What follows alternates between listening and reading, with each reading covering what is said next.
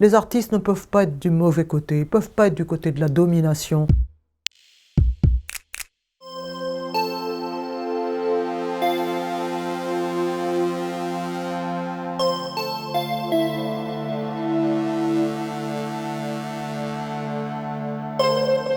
Écrire un texte, le signer pour dire leur soutien au mouvement des Gilets jaunes, je trouve ça extrêmement réconfortant. Je pense qu'un élan aurait pu se faire entendre plus tôt.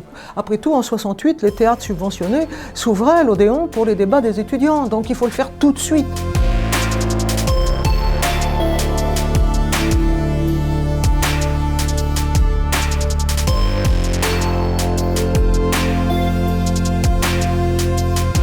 J'ai senti de la part de la classe dirigeante, mais aussi du monde culturel, y compris de gauche, tantôt une gêne, tantôt carrément, une certaine condescendance, même voire un certain mépris à l'égard des Gilets jaunes. C'était toujours les beaufs, les maisons moches, etc. J'ai été sidérée. Les couches culturelles en général, elles savent toujours mieux qu'eux. Et du coup, si je sais mieux, je ne l'écoute même plus. Ce que veulent beaucoup de membres de ce mouvement des Gilets jaunes, c'est d'être entendus, leur point de vue, leur façon de voir le monde.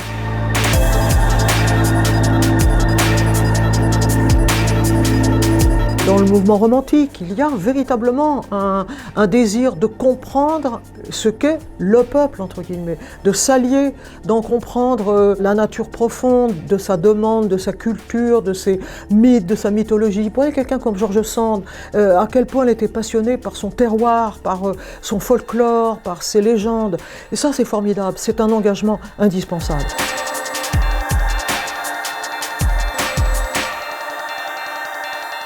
Victor Hugo, quand il est jeune, il est monarchiste. Et puis petit à petit, à travers les époques, 1848, il prend résolument parti contre. Il prend résolument parti au nom de ceux qu'il appelle les misérables, ceux qui n'ont pas voix non seulement à la parole, mais même à l'existence humaine digne de cela. La Commune, qui ne dure que 3 mois, c'est un moment extraordinaire.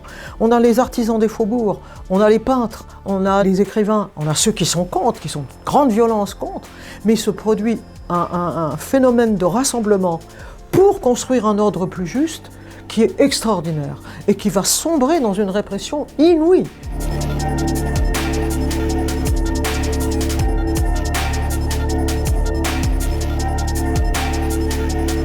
Moi, je pense qu'il serait très dangereux d'attaquer quelqu'un sur sa légitimité, du genre « tu viens d'où ?» comme on disait en 68, « d'où tu parles, d'où tu viens ?» On peut être né dans la bourgeoisie la plus aisée et se sentir un mouvement de solidarité à l'égard de ceux qui veulent être reconnus. Je ne veux pas du tout qu'il y ait une espèce de logique déterministe de l'endroit où on est. Les artistes, bah aussi, beaucoup rament. Tous les artistes ne sont pas couverts d'or. Tous les artistes qui ont signé. Alors qu'ils multiplient les rencontres locales avec des gens qui font du théâtre, du spectacle de rue, qui fassent des choses avec des élèves, des écoles. Faisons tout cela. D'abord, ça donne du courage. On est beaucoup plus heureux quand on a fait une rencontre à 10 dans un lieu même un peu moche, avec des tables en formica, que quand on a écouté le grand débat pendant des heures